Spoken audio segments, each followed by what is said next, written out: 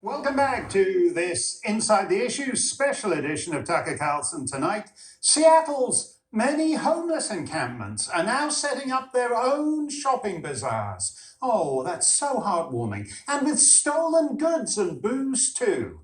And a highly regulatory city is refusing to do anything about it. Jason Rantz is the Seattle radio host, and he's on the scene. What do you got for us there, Jason?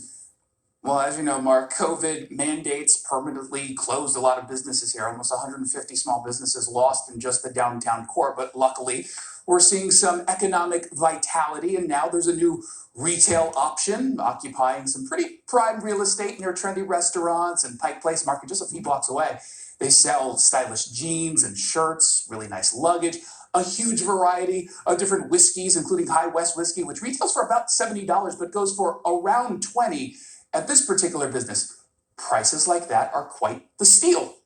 Probably literally, because this is a homeless bazaar. A busy sidewalk in Seattle has been taken over by a business that's primarily serving the homeless community. You can see clothing with tags on them hanging from fences. Dozens of bottles of booze line the sidewalk. It's been up since at least July 5th when police first made contact. The mayor's office knows about this, but they haven't actually cleared it. It's still there. And I assure you, this is not the city suddenly taking an interest in supporting small businesses. This is, even in Seattle, this is absolutely illegal, but it's a result of a city that allows homeless encampments wherever they want. And that includes now homeless people setting up businesses on sidewalks. The city essentially said, look, the pandemic is here. We're going to take advantage of it. We're going to justify stopping almost all of the sweeps that we would normally do. And so these homeless bazaars and marketplaces have been spreading mostly across parks. You can go there buying weed and meth and heroin, stolen bikes. And if you're in the market for some cheap, probably stolen high-end whiskey, we've got a location. So after a year and a half of COVID and lockdowns, the retail sector is booming again if you're a homeless person who steals all the goods for his emporium. What a fabulous world. I must come out and see you in Seattle sometime, Jason. Thank you for that. While we're out on the West Coast, a new law in California could send hundreds of millions of dollars of taxpayer money, supposedly earmarked for COVID relief, to a new diversity and inclusion initiative, because we can always use another diversity inclusion initiative. No matter how many of them we have, there's always room for one more. Kenny Xu just wrote an op-ed on this topic for the Wall Street Journal. He's also the author of An Inconvenient Minority, and he joins us to explain.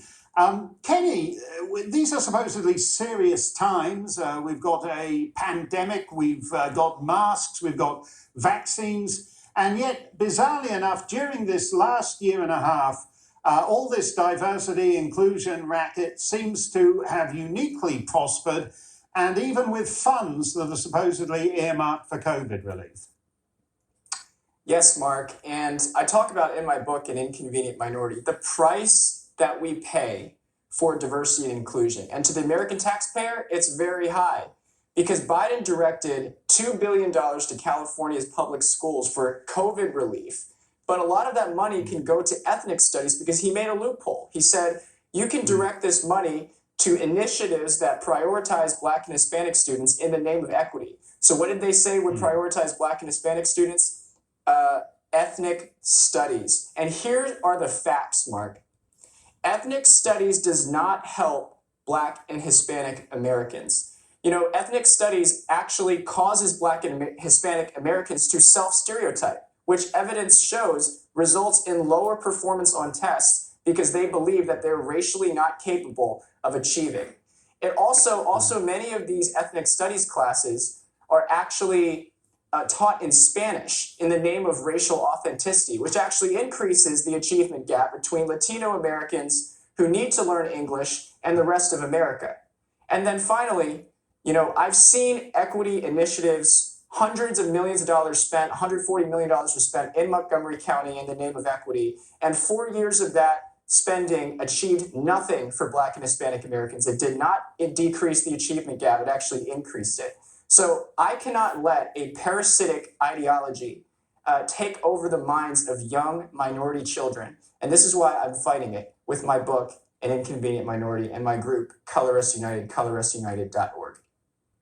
Well, it's a fascinating book, and you're quite right, Kenny. As I said at the beginning, it's a racket, and it's disturbing that so many otherwise apparently sane people do not see what a racket it is. Thank you for laying that out for people.